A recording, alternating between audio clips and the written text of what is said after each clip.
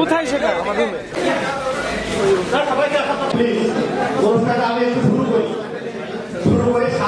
আপনারা জানেন এই গণঅভ্যুত্থানের যে এক দফা ছিল, সেই এক দফা ছিল স্বৈরাচারী শেখ হাসিনার পতন এবং ফ্যাসিবাদী ব্যবস্থার বিলোপ।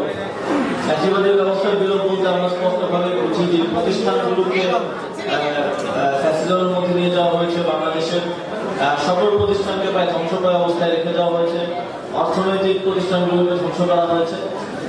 সেই জায়গা থেকে এক দফার বাস্তবায়ন হিসেবে আমরা মনে করি সংস্কার কার্যক্রম অত্যন্ত গুরুত্বপূর্ণ এবং শুধুমাত্র একটা নির্বাচন কিংবা ভোটের জন্য এত মানুষ জীবন দেয়নি। প্রায় 200 শতাধিক আমরা ধারণা করছি আমাদের শহীদ এবং 20,000-এরও বেশি আহত এবং শহীদ পরিবার এবং আমাদের আহতরাও সংস্কারের কথা বলছে।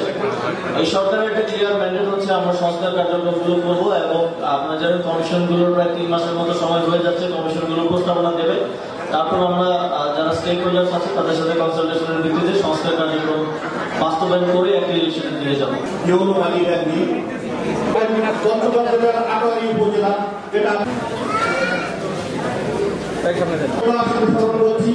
জুলাই আগস্ট বাংলাদেশের পাসপোর্ট বিতরণ এবং যুব ক্রীড়া মন্ত্রণালয়ের মাননীয় উপদেষ্টা যিনি সদ্য পদোন্নতি প্রাপ্ত মোহাম্মদ শামসুল হক স্যার, বাসিন্দা সাতক্ষীরা জনাব মোহাম্মদ আবুল হাসান স্যার উপস্থাপন করছি।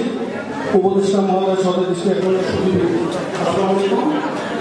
অঞ্চলগুলোকে বৈষম্যের শিকার করা হয়েছে, সেখানে বিশেষ গুরুত্ব সহকারে উন্নয়ন কার্যক্রম পরিচালনা করা হবে। তাদেরকে আপনি বেছে নিয়েছেন, এই জন্য স্যার আপনার প্রতি আবার অপরাধ যে কোনো জায়গাতেই ঘটতে পারে, সেক্ষেত্রে শহরে যেমন রয়েছে।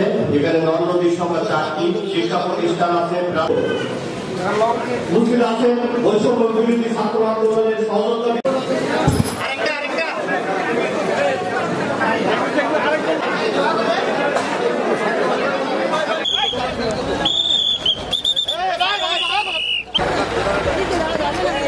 গাড়ি করে